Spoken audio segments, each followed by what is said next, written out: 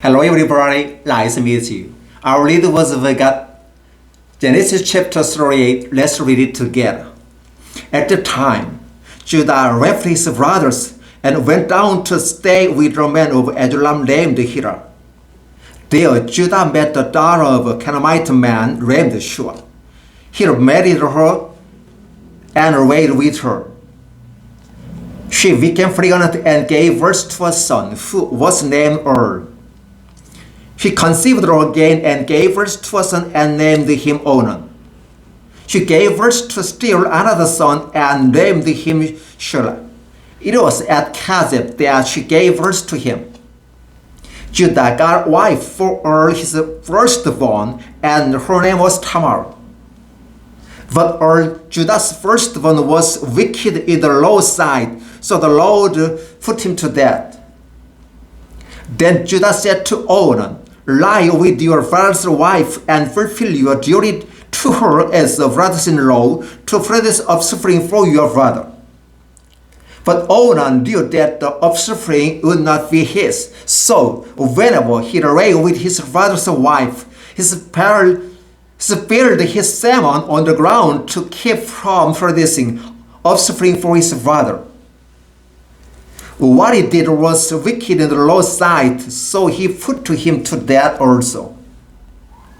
Judah then said to his daughter-in-law Tamar, "Live as your widow in your father's house until my son Shelah grows up, for he saw he may die too, just like his brothers." So Tamar went to live in her father's house.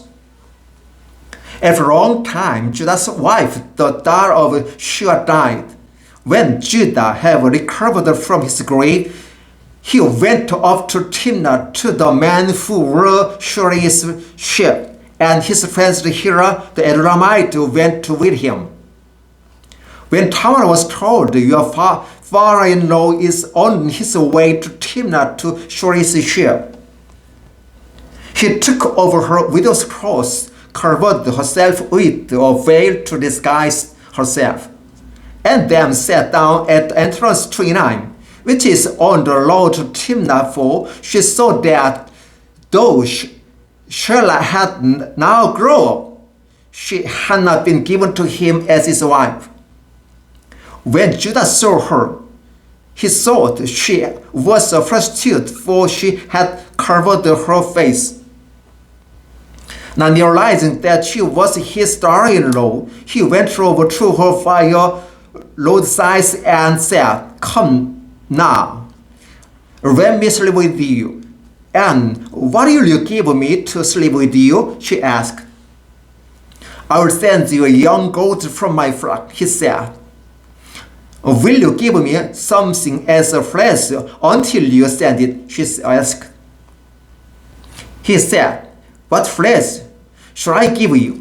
"Your shirt and its cord and the staff in your hand," she answered. So gave them to her and slept with her, and she became pregnant by him. After she left, she took off her veil and put on her widow's clothes again. Meanwhile, Judah went to young goats by his friends the Adullamite in order to get his flesh back from the woman, but he did not find her. He asked the man who lived there, "What is the Shunammite prostitute who was beside the road at Enaim?" "There hasn't been any Shunammite prostitute here," they said. So he went back to Judah and said, "I didn't find her beside." The man who lived there said, "There hasn't been any Shunammite prostitute here." Then Judah said, "Let her keep what she has, or we will become a laughing stock. After all, I did send her this young goat, but you didn't find her." After 3 months later, Judah was told, "Your daughter-in-law Tamar is guilty of prostitution, and as a result she is now pregnant." Judah said, "Bring her out and have her burned to death." As she was being brought out, she sent a message to her father-in-law, I'm pregnant by the man who wants this, she said.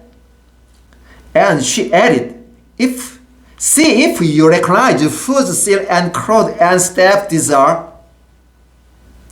Judah recognized them and said, She is more righteous than I, since I wouldn't give her to my son Shelah, and he did not sleep with her again.